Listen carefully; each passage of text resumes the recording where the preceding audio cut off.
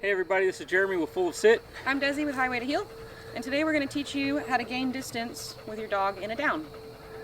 That's right, stay tuned, check it out, and we'll show you how to get your dog in a down and then get them holding it and get some distance between you and your dog. Cool, let's get Alright. started. Let's do it. I'm going to show how I do it most of the time, and then we'll let Desi show how she does it, and we're going to be bouncing questions off of each other. So, Desi, if you see anything that you want to ask me about why I'm doing it, chime in. You got it. Monkey. So, this is assuming that the dog already knows a down. Come here. Down. And always down. I always teach down at my side in a heel position. Yes. Down. Yes. So you see she keeps wanting to get up. Down. Yes. Down.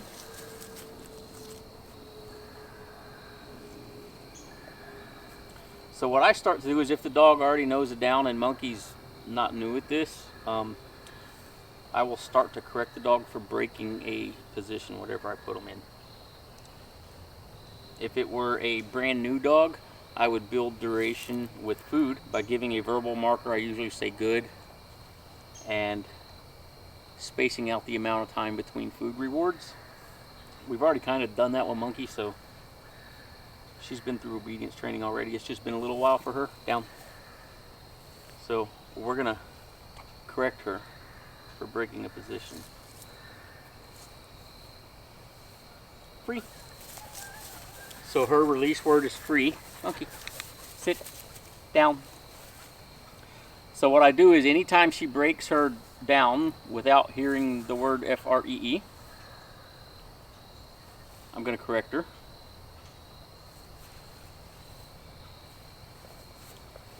I usually will pivot in front of the dog, and I get the dog used to seeing me move around them. And this is going to help build that duration, so the dog learns to maintain a down while we're moving. And then once the dog will maintain a down while I'm moving, I start to walk away from the dog. In the beginning, I face the dog and I back up, and hopefully the dog stays there. If she didn't stay there, I would say no as soon as she broke her down position, and then I would correct her with the leash and put her right back into a down.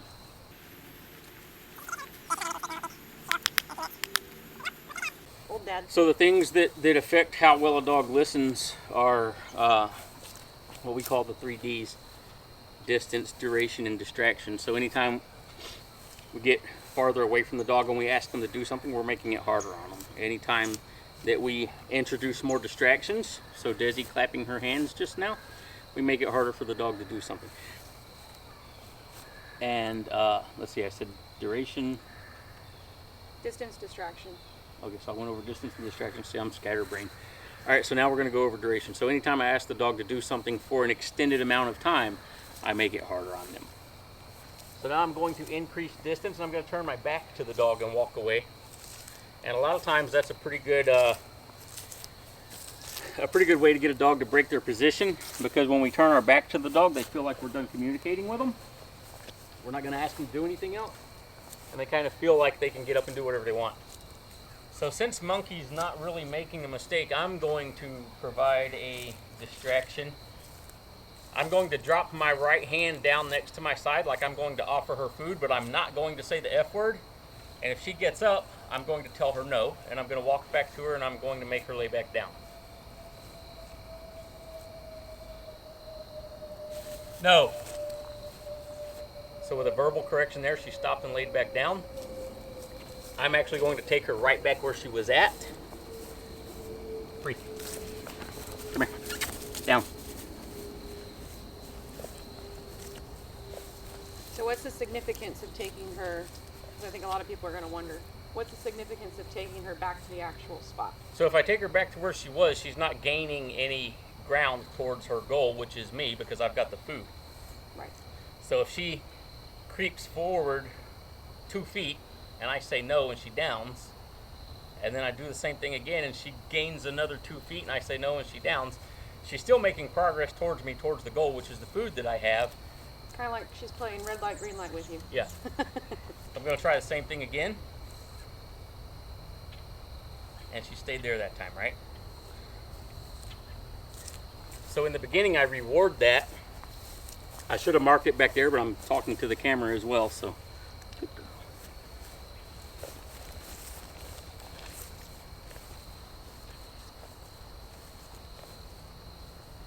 So now I'm going to drop my right hand. I'm going to bend over. All these distractions, I start to increase the distractions. So I drop my right hand. She pays attention to me, but she didn't break her down. She thought about it there. I saw a little flinch on her back right leg. She thought So about she it. thought about it. Good girl. She reminded herself. Good down. Yes. Down. When I came back and I rewarded her before I leave her again, I reinforce the command. I just say, I hand her food and I say down. And then I start backing away from the dog again.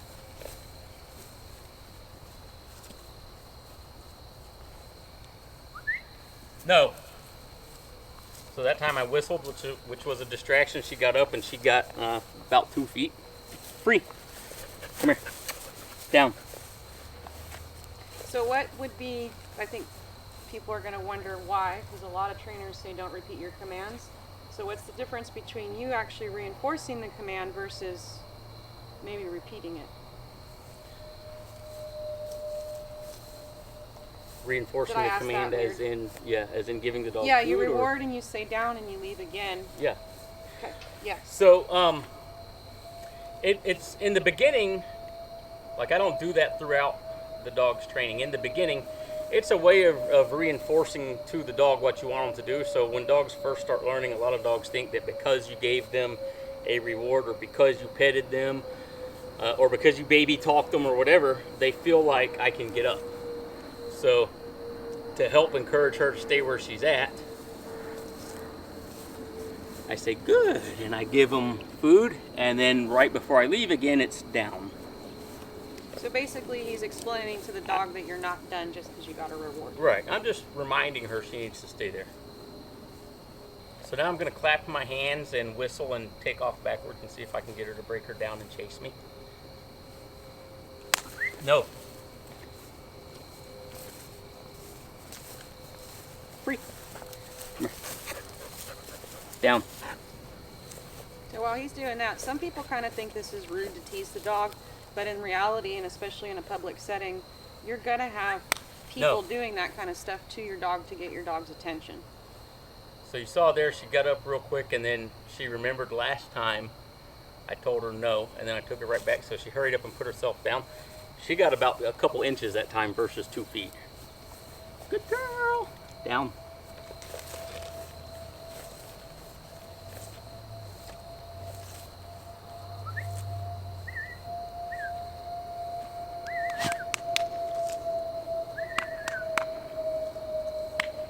So we want the dog to break a command only on two occasions. If we say the F word, the dog is allowed to get up. And if we recommand the dog to do something else, she's allowed to move to get into that position. So Monkey's a pretty high prey drive dog. So I bet if I get excited and I take off backwards and I make this little noise with her, she's probably going to want to chase me. If she does, I'm going to correct her and put her right back down.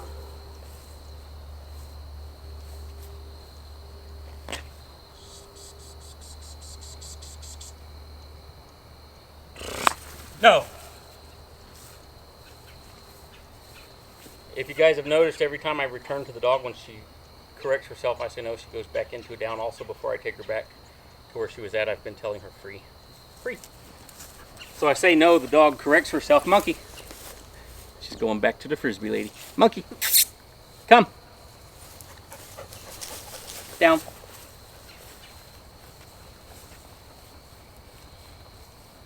So training has to be consistent. So when we say no and the dog puts herself back into a down, like she's stuck there, she has to maintain that position until we say F-R-E-E.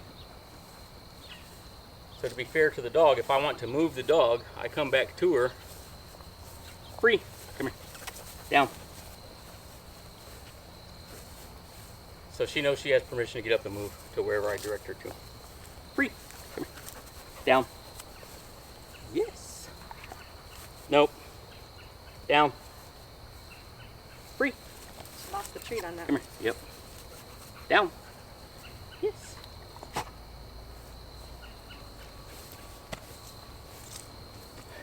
So again, since the last distraction that I gave her got her to break her down, I'm going to do it again.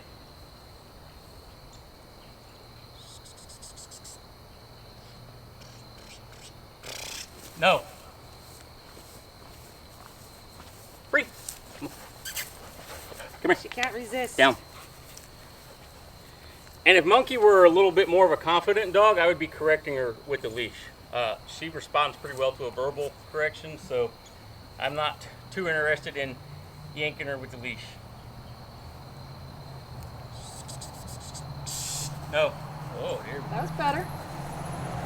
So she still got up and moved a little bit, but it's a lot better than it was 3 repetitions ago. Free. Come here.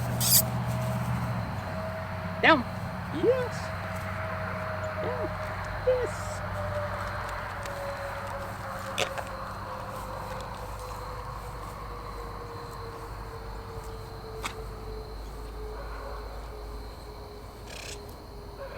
Good, so she stayed there that time.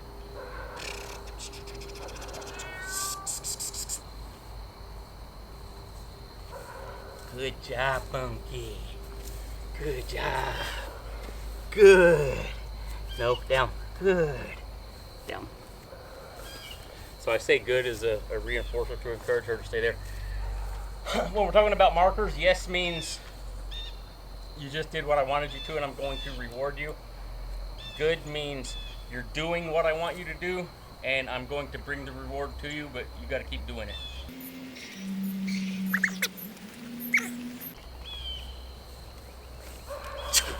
Down. Free. Come here. So that was kind of out of the blue for her, right? She wasn't expecting it. Down. Because the past few repetitions I've been way out there and I've been kind of setting her up. So then that one just came kind of out of the blue and she fell for it. Free. She second guessed herself on that one. Come on. So now I'm going to take her out here. I'm going to work her down out here. Down. And this might be a little bit harder for her because you guys can't see them, but up next to the camera there's frisbees, there's another person, there's all kinds of cool stuff up here. So that's the way she's going to want to go anyway. So when we get into distance work with dogs, there's a few ways we can address that. If I don't have a leash long enough, we can use an e-collar to correct the dog. Or, if I don't have a long leash or an e-collar, I can do what's called bridging the gap, which means if the dog makes a mistake, I automatically start returning to the dog, and I'm saying no as I'm walking towards the dog. So it's no, no, no, no. And then when I get to the dog, I correct. I don't think I'll have to do that with Monkey. She's pretty good at correcting herself when she hears the word no. Is she looking at you? I should have. No.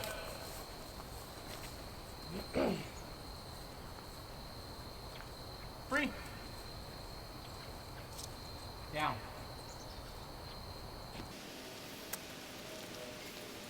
So now I'm going to walk up and pet her and give her some food. And I'm going to expect her to maintain her down. No. Down. Good job. Yeah. Good girl. So since she got up that time again, I'm going to come back and do it again. Yeah, good girl. So just like the food reward, Jeremy, sometimes when you're petting a dog, they think that means they're done. Say again? Airplane. Yeah. Just like with the food reward, petting, sometimes the dog thinks they're done. Right. So they think because you're being nice to them when you're petting them, they don't have to do what you ask them to do anymore.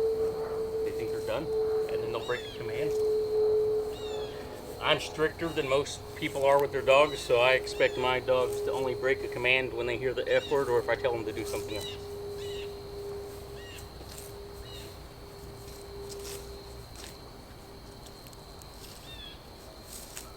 So now I'm going to walk up and I'm going to pet her, and I'm going to start walking away from her, and then when I get about halfway back to where Desi is, I'm going to take off running. Not take off running, but I'm going to run as much as I possibly Jeremy can. doesn't run. I'm going to encourage her to chase me.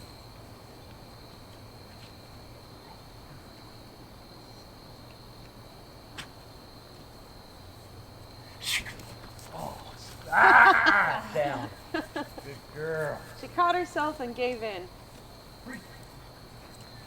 Down.